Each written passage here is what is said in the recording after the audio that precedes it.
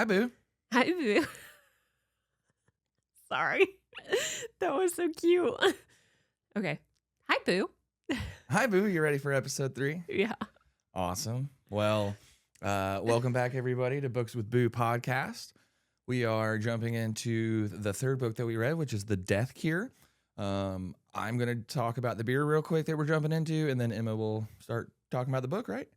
I'm going to give you a word. Okay. We'll start with the word of the day, and then word of the pod, and then I'll try to utilize that word throughout the podcast. So let me talk about the beer, and then you tell me my word. So Okay. this is a little short of madness. It is from brewed and canned by Spotted Octopus Brewing. They are out of Rochester, New York. I had one of my regulars at my brewery bring it by from his trip up there. He likes to stop by and get mixed 6-packs from us and go up there and trade. So this is one of those. It has some pretty cool artwork. I'll hold it up to the camera. Pretty neat. Okay. Hold it up that way. This is a strong ale and it is 11.2. So we're going to be trying to split a 12-ounce can. So, Yeah. Okay. What's my word? Okay. So the word is theme. Do you have a guess as to what that is? I think the theme of anything is what it's about. That's what my guess is. Kinda.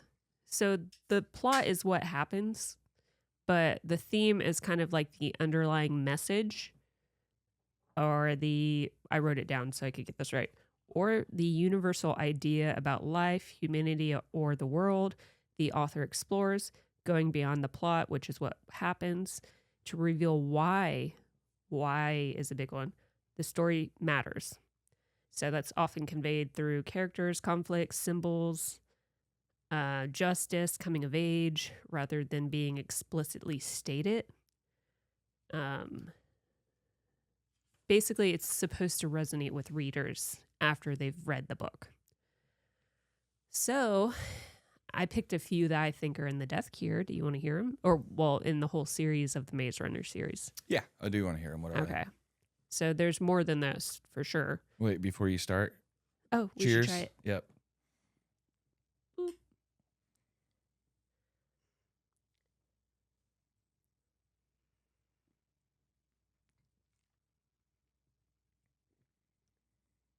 That's a strong ale.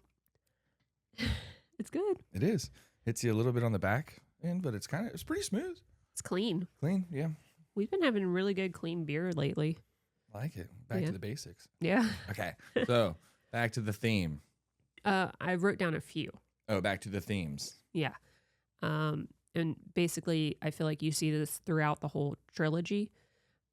So one is identity. Like the Gladers don't have memories when they come up in the box, aka their little elevator thing into the Glade. So they don't know who they are. Then the trials, as they're going through them, shapes who they're meant to be or who they become. Basically, it shapes their identities. Also, hold on.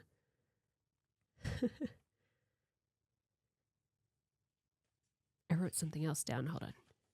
I skipped it. Growing up is a theme. Okay. Because it's like another metaphor for the Gladers that they're losing their innocence as time goes on. Like the Glade was their childhood because going back to the identity, they didn't have their memories. When they first reached the Glade, that was like their birth. Mm-hmm. And then as they enter the world and escape the trials or start going through the Scorch trials and then escape into the Death Cure, that's when they become adults. Yeah. Even though they still act like kids. I could see the progression through the second Yeah. book and then definitely in the third. Yep. And then I also wrote down another one. It's like freedom versus control. So I feel like the trials are a metaphor. Well, they basically are in the book. They're a metaphor for the government control in the book, which pushes the characters to question the systems in place. So there's others like survival, hope, stuff like that. So there can be multiple themes in one book? Yeah. Huh. I feel like there can be. Are you looking it up? Yeah. Well, I'm gonna. I know that you just Googled the definition, right? Or how Yeah. did you pull it up? I googled the definition. Central underlying message or big idea about life, humanity, or society, conveyed through plot, characters, and setting. There's always going to be a main theme, I feel like, but there can be multiple themes. Common examples include love, good, evil, coming of age, sacrifice. That was Bernard. That was the cat jumping somewhere, making a noise. It's And then that was the dog. Okay. I think I could do this. Okay. I got to use the word theme. You don't have to. I'm going to You try can just- to. I'm going to try to use the word theme in the podcast today. Okay. Okay. Central Or you underlying. can use it next one. Okay. I'll see. I'll see if I can properly use it in this one. If not, I'll do it again next week. Okay. So, got the word, got the beer in. What do we want to do? You want to jump into the quick synopsis of it or jump into characters? What do you want to do? I figured we could just jump in, but again, I cannot talk. Spoiler warnings for those who are listening or watching. Yeah. What do you want to talk about? I don't know. Let's see. So there was definitely I don't know. There was a lot going on in this one. The chapters, like we kind of discussed last time, is they were definitely shorter. Yes. Or I thought they were going to be shorter, and they definitely were. There was one chapter towards the end. It was like in the 60s when Thomas had a dream, and then he comes out, and it was I don't know how long the page was, but it seems like it could be like a 1-page chapter almost. There was one-page chapter that I remember, Yeah, but that okay. was when he was under sedation. That was when they were about to try to take his brain Yeah. or whatever. So, and that's Yeah. what I'm talking about. It So, was like 3 or 4 paragraphs. listening to it, it was 30 seconds, and it was like, oh, that was a quick chapter. Yeah. So there was a lot going on, a lot to take in. I don't know. I think I'm learning. So the progression of the story. Let's see. I think like went pretty. I don't know. I feel this is why I've never been a big book person, because I feel like when I read it or when I listened to it, and this is what a book is, but it's just like, okay, it's the beginning, middle, and the end. Yeah. And that's what a book is. And it was just like, okay, cool. Here's what happened. And then boom, boom, boom. And then, oh, look, we came out. We won. Well, Woo. did Like, this one flow better for you than the back and forth of the Scorch trials? I don't know if flow better. The other one flowed fine, but there was just a lot of back and forth Yeah. of, trust me, everything will be fine. It's bad. It's good. It's bad. Like, so it's not that the book didn't flow. It was just there was a lot of back and forth Yeah. between the characters. Created conflict. Created conflict. Yeah. And that's maybe what it is it seems like it's created conflict instead of organic conflict. Well, yeah, because the trials are all created Right. and they're forcing these kids to do all this stuff.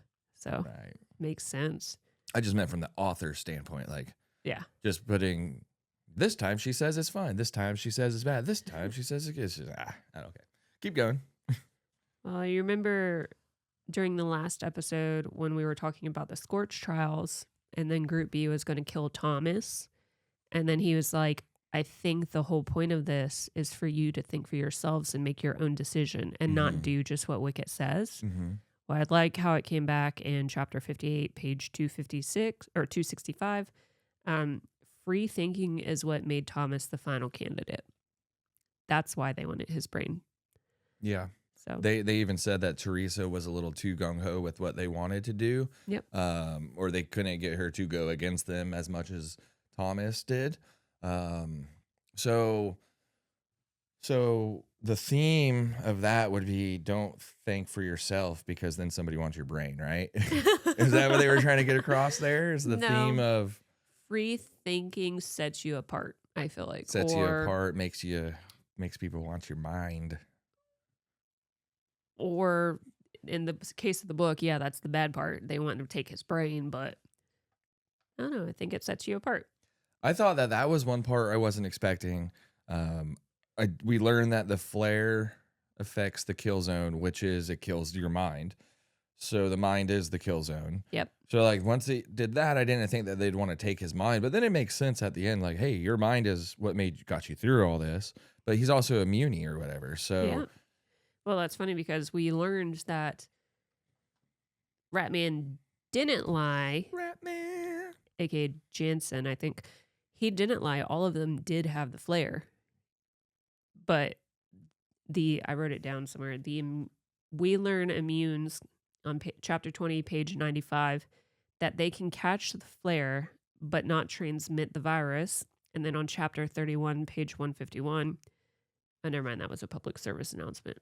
So they knew that from that public service announcement, the poster that Thomas saw is that the flare is man-made and it's not from the solar flares. And then we learn in the epilogue from Ava Page that, yeah, they released it for population control. yeah. And it wasn't released because of the sun flares. And you kind of got that sense every time it was brought up before it was explicitly stated. What year did this book come out? Do you know? Let's look. Because the first one came out when we first started dating. So obviously this It was out a bit before when we first started dating. A bit before. Like maybe a year, because I got a paperback. So this one came out in the copyright was 2011. Yeah, this is the first edition. So the reason I ask is because listening to it brought me back to 2019 or 2020 with the whole COVID thing, and listening to it, especially when they get to Denver, and how people are just staying away from each other, and people were wearing masks, and it was just crazy to hear that, because I thought this came out before COVID, so it was crazy to hear. So yeah, that shows that, like, it's crazy to hear that that's what was in the mindset of an author back then, and that's what reality was for us for a couple years. So that part kind of made it more familiar made it kind of realistic, but not really. Correct. Yeah, it kind of gave me a better mindset of what they were going through, because I've been through something like that. Not as bad, but still, just hearing the whole government conspiracy stuff is like, oh, that's wild. That's true. I mean, I wrote so much this time, I can't find it. But basically, there was a part when he arrived in Denver, Thomas, Minhu, Brenda, and Jorge, and then Newt was left on the Berg, where he was like thinking, I could live in a place like this. But then he paid closer attention to how the people were staying away from each other. And he's like, that's basically no way to live. Right. But yeah. I thought the coffee shop scene book part was interesting. Made me so mad. Like, why? What made you mad about that? Because it's like, don't be a dum-dum. Who? Thomas? Yeah. Well, what part of it was him a dum-dum? Him telling the guard that he was or the red suit that he was a muni, or him reacting slowly, not leaving with everybody else, and then he's just sitting there, yeah, watching this guy be held on the floor. And then, I guess it worked because like that's how the author got him to the police thing, and then he talked to Jansen. Jansen. I thought it was Jensen. I wrote it down. It is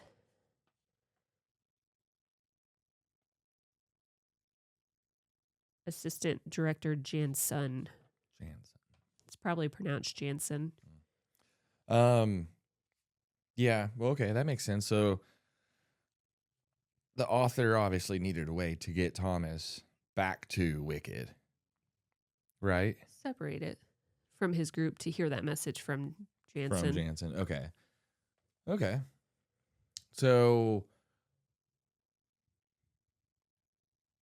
the author was using. Hold on, give me a sec here. I'm on to something here.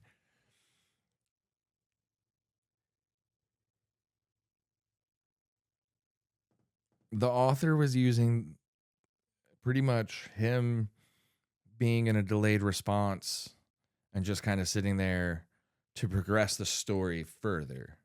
Because Yeah, I guess. so he used that coffee shop scene to push the narrative, or not narrative maybe, but push the storyline, right? Yeah, and then I guess it also showcases the bliss, which Mm-hmm. is the drug.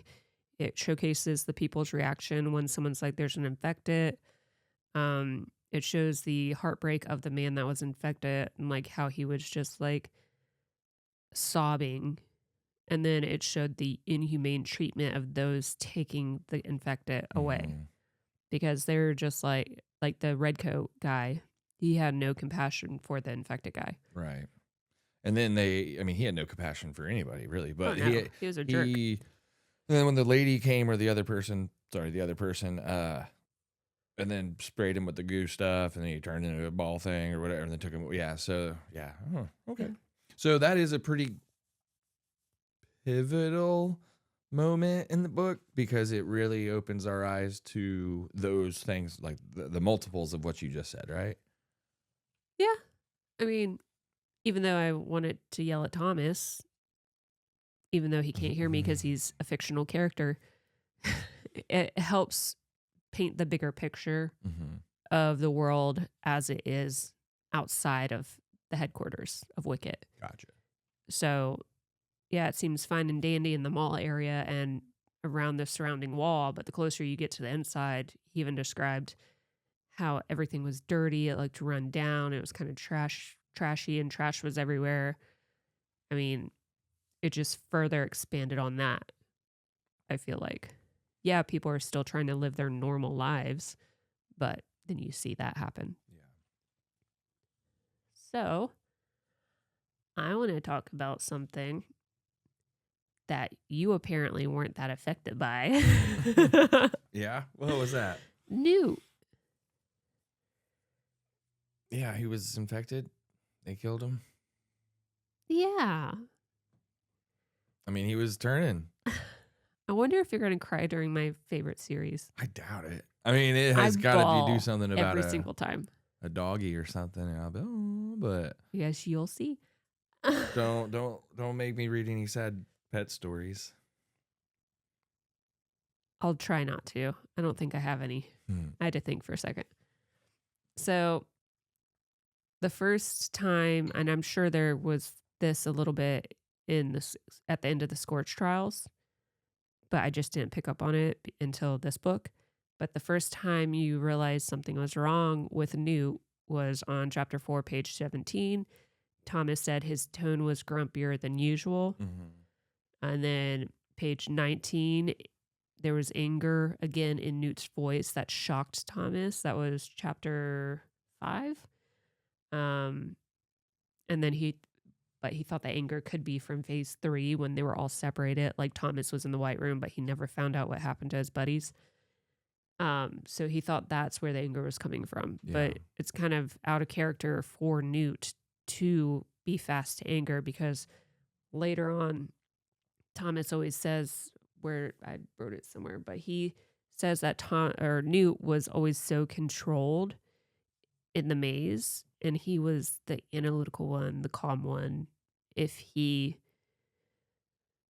got worked up, it was like when the whole group was like fighting for their lives, you know? Mm-hmm. And he popped. I heard it. Then on page 22, Newt says he would knock a few heads together to feel better. So again, he's quicker to anger. Chapter 6, page 26, Ratman reveals that Newt and a few others are not immune. But the only name that Thomas recognized was Newt's. Yeah. He like zoned out after that, and he was just like, yeah. So there was a few others, but not that he was or recognized him. Yeah. But you even see it in he's losing his sanity in the weapons room when they're trying to escape. Mm-hmm. And then on chapter 15, page 69, he punched Minho, which is like something he probably never would have done. What did he? Do you have what he said after that moment, or maybe not what he said, but how he thought in his head? Because didn't he say something about that? Like now he's like, oh, it's got me now hitting my who is now my best friend, or what is considered my best friend. I don't have that written down. Okay, it was either that moment or the one where he shot Newt, because there's one moment where he's like, they got me to do the stuff to the person that I thought was my best friend or whatever. But okay. Oh, I think that was around. Yeah. Well, because wait, no, Newt and Minho and Newt were best friends, right? But Yeah. Thomas, He was late to the party, but they're his best friends too. right? Okay, that makes sense. So I think it was one of them. Yeah.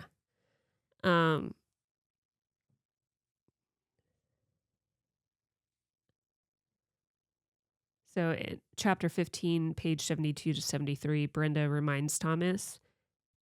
This is right after Newt went to go get that letter he wrote for Thomas.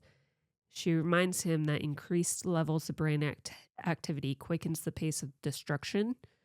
So it's called cognitive destruction, which is what we see happen to Newt.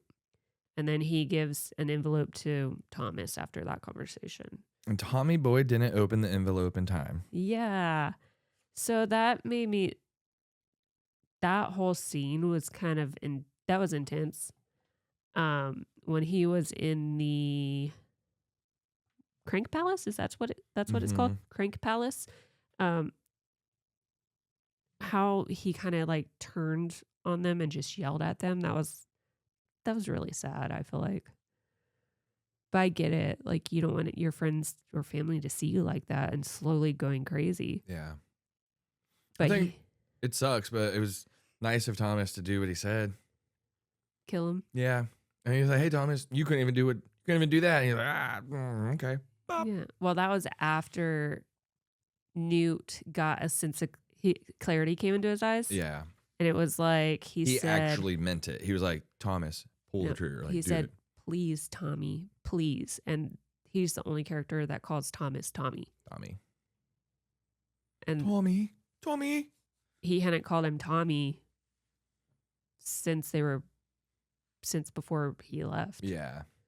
So he knew in that moment that he was like, oh, he actually means this. He means business. He's not joking around. He wants me to pop it. It's just sad. Pop. I didn't cry, but I got a little watery in the eyes when I read that. I just came out of the room because I was doing some stuff, and I was like, they killed Newt.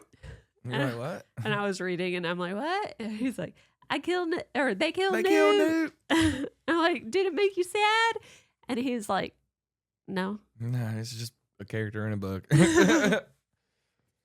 We hit some scenes. I say scenes because in my head I'm seeing them as scenes. Yeah. We're also moving on to beer number 2. Real quick, this is called Bird in the Ceiling. What type of beer is it? It is a cold IPA, so I bet you'll like it. Should have waited to crack it open until after I read it. Oops, sorry if you have headphones in.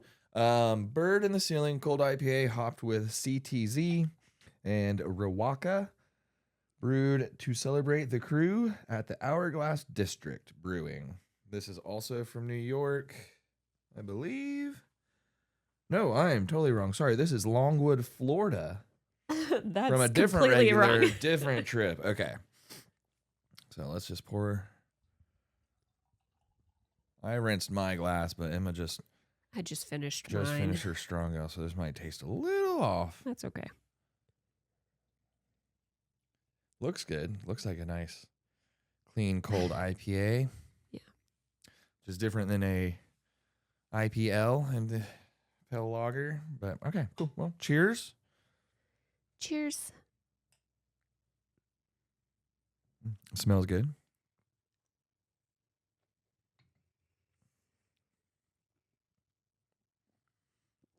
Yeah. Oh, yeah, that's good. Clean. Back to our original word. The theme of our podcast today is clean. I used the word. Okay. So we went over a couple chapters of pivotal things in my mind, like the coffee shop one, things like that. What else do you have? So on chapter 67, It was Thomas, Brenda, Gally, Minho, and a few others like Teresa, I think, and Jorge. They were running to the maze to get all the rest of the immune people, right? But one quote was he was a runner again, Right. Yeah. and he was running to those immune people. I feel like that was a freedom-like feeling for him, and it's kind of funny that it was because he was going back into the maze. So Even though what kept him trapped is what made him feel free. that's not where I was going with that, but Oh. yeah, that could work. Okay. Like you can make it. The cool thing I like about books is you can make an argument for anything Yeah. as long as you have supporting evidence and what is in the text. If you want to write a paper about that, you could write a paper about that by pulling different parts of the book together. Yeah. But Boo's got a burp. it's the carbonation. Burps Sorry. with Boo. I'm so sorry. But it's funny because that goes back to the theme of him growing up and his identity, you know? Yeah. Theme. But I just thought that was kind of cool. What did you think about Teresa's sacrifice? When I heard that, I wasn't sad. No, me either. Okay. I was definitely sad for Newt, Chuck, and Newt and Chuck. Newt and Chuck were the main Yeah. ones. Chucky was for me for sure. I know he was your favorite. He was my favorite. I'm sorry he didn't come back. It took me back to when Chuck sacrificed himself for Thomas. Yeah, And but it really we learned he was controlled. He didn't do that. He was forced to do that. right. Well, it's still in the moment when I heard it, that's where it still took me back to. Yeah. It took me back to the original feeling of when Chuck did it. And then it made me think of like, okay, well, not thinking about that he was forced to do it. So that wasn't even in my mind at the moment. Yeah. So when she got crushed, when she pushed him out of the way and got crushed, my mind just went right to Chuck doing it, not thinking about him being forced to do it, because then I was like, all right, well, multiple people have wanted to save Thomas. Yeah. When in reality, I guess it was Wicked trying to get it. I mean, the first time, if Chuck was forced. They were trying to, in that situation, after we learned that Chuck was forced to jump in front of him, because I forgot about that part of it. I had thought I remembered that he did it on his own free will, but obviously I missed that. Reread in it. Yeah. So that him being forced another variable on Thomas, which again makes him the final candidate. Yeah. Because he experienced that relationship with Chuck. There was more piled up on Thomas. Yeah. Yeah. That he was able to get through and still make it to the other side. But yeah, I sad to say, I wasn't sad about her death either. Yeah. If she would have died in the beginning, maybe, but she died in the very end. Yeah. I think it was, I hit your mic, sorry. I think it was good she didn't die in the beginning, because it still gave a bit of conflict. You could see Thomas kind of healing from that, even though he said, and I quote. So chapter 19, page 90, Thomas couldn't take any more betrayal from Teresa from the others when they left them at Wicked's headquarters, even though we find out that... Now, I was confused when that happened. So who really left who? I think Teresa and the rest of the group left Thomas, Minho, and Newt. Okay. With Brenda and Jorge.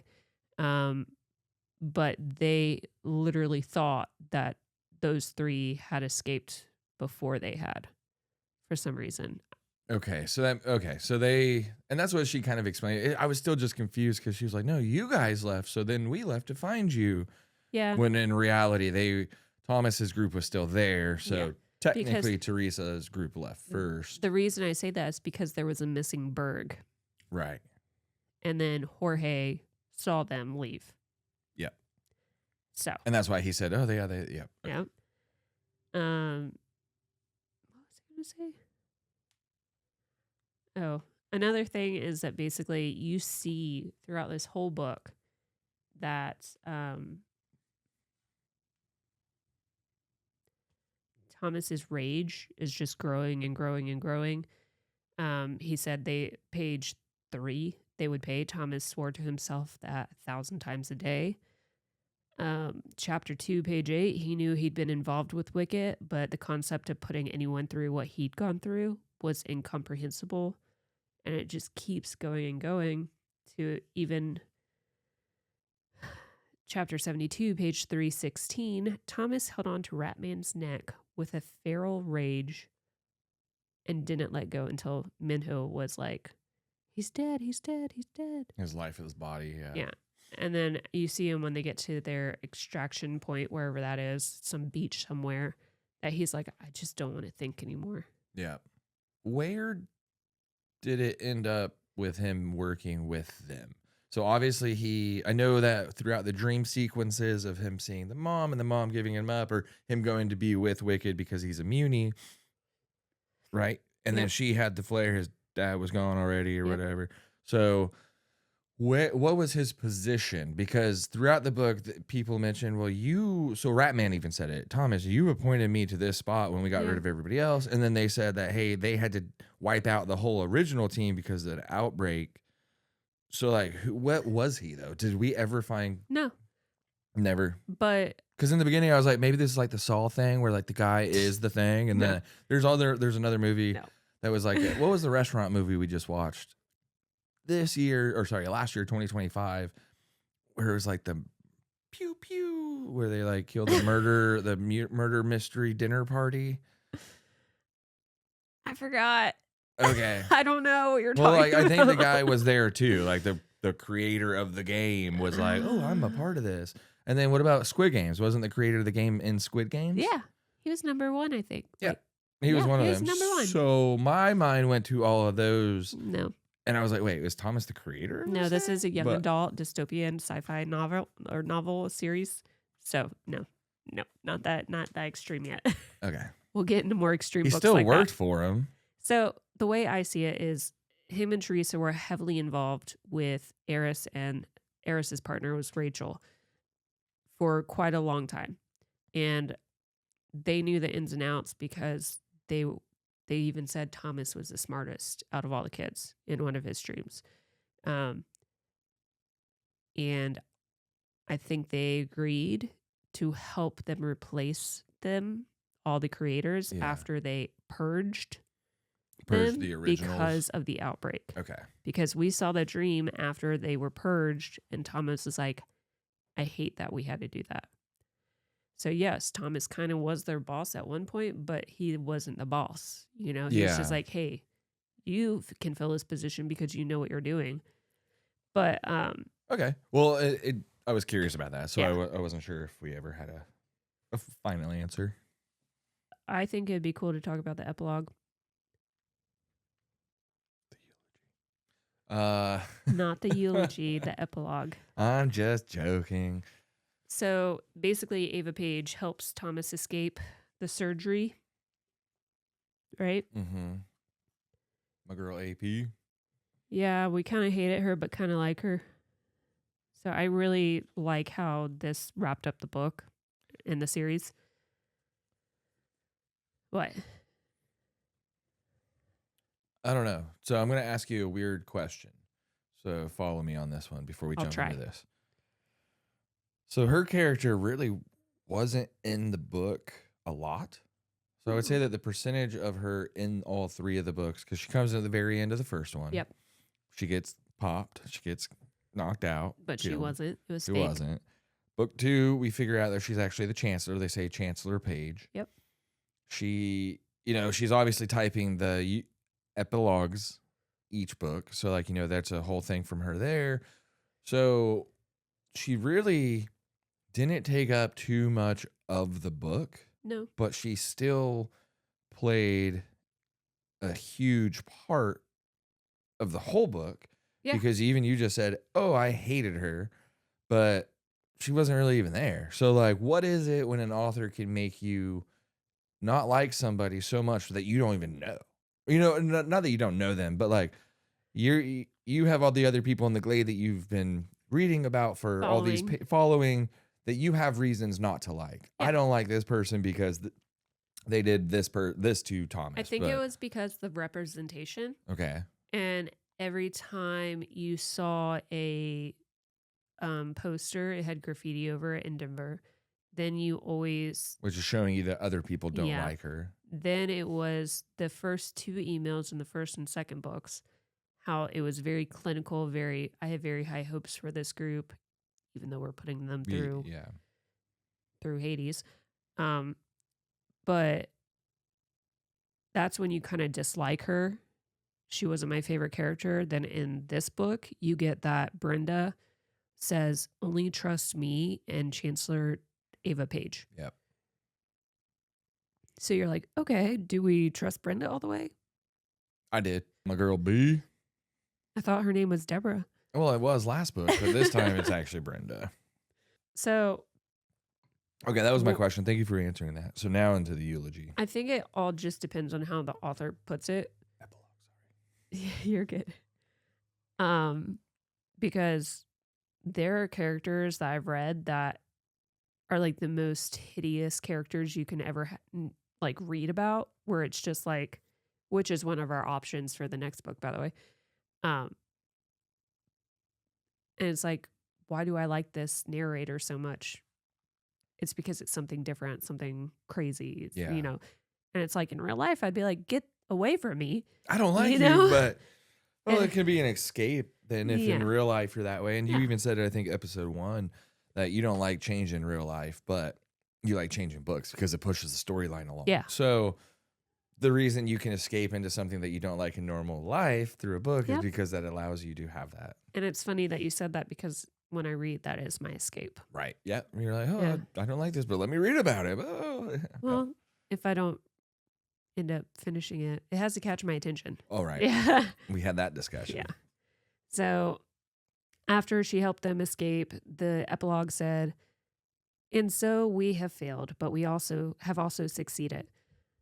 Our original vision didn't come to fruition. The blueprint never came together. Blah, blah, blah, blah, blah. I know the majority of Wicked thought that we needed to get tougher, dig deeper, be more ruthless with our subjects, keep searching for an answer, begin new rounds of trials. But what we neglected to see was right before our eyes. The immune are the only resource left to this world. So, yeah. Oh, and Ratman had the flair. That's why he was so gung-ho about like saying, I will take your brain and I will finish my project. Yeah. Yeah, he was all about that. Stupid Ratman. I think it was funny at the very end when Thomas didn't catch on to what Brenda was saying But what part? about well, it's going to be a good start because there was 200 I muties know. or whatever, and they're holding hands. She kisses his cheek, kisses his mouth. And he's like, what do you mean? She's like, nothing, you dummy.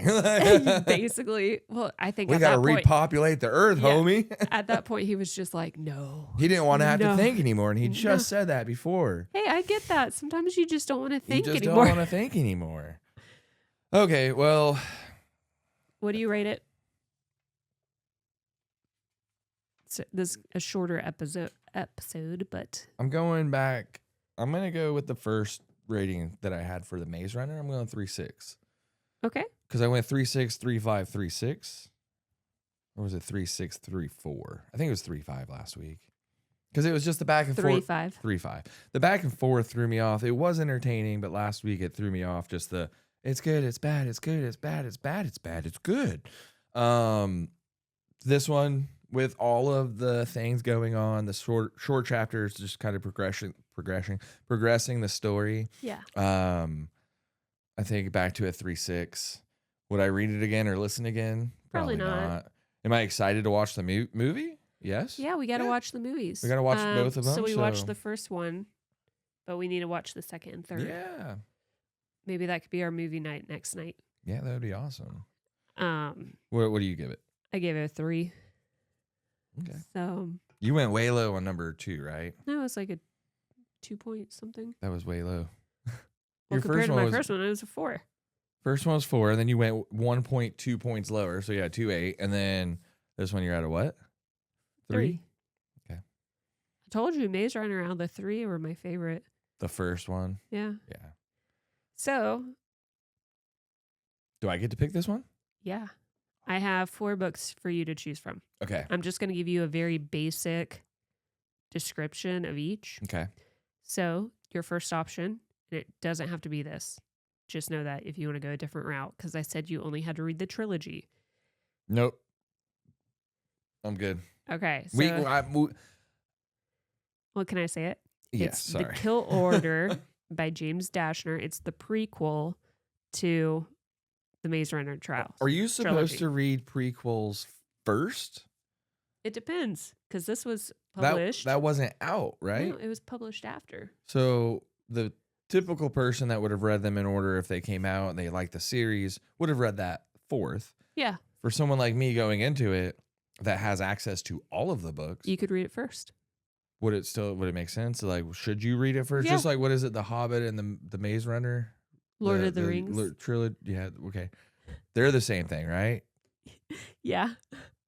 Okay. So are you supposed to like read one of those first? It's whatever order you want. Huh. Authors like will come out with recommendations, but sometimes it's like after everything's published, you could do whatever you want. So what if they only came out with the Death Cure like last? Could I read it backwards? The Death Cure, the Scorch Trials, and the Maze Runner? No. I can't do that with a series. But then if there's more to the series that they write after that come first, I can then throw it up. Dog, don't hit my tripod. I have she to just take put her paws. I'm going to take a picture of this so you can add it Oh yeah. to the Dog cam. Yeah, we didn't do a video this time, but we'll have to do it next time. So that's dog tax. Okay. So your next option. Yeah, option 1's no, I'm not. Okay, I would like to come back to it eventually, I think, but not right now. We have way too many books that. Okay. So this is more of a like realistic story, but it's still a fiction. They made it into a movie. It's called Me Before You. And what it's about is this young lady in English countryside, I think, in England. She basically is hired for a caregiver for a guy who is paraplegic. And it teaches you about life, love, stuff like that. Those are the themes. Yeah. So that's option number 2. Okay. Let's make it option number 1 since you said no to the other one.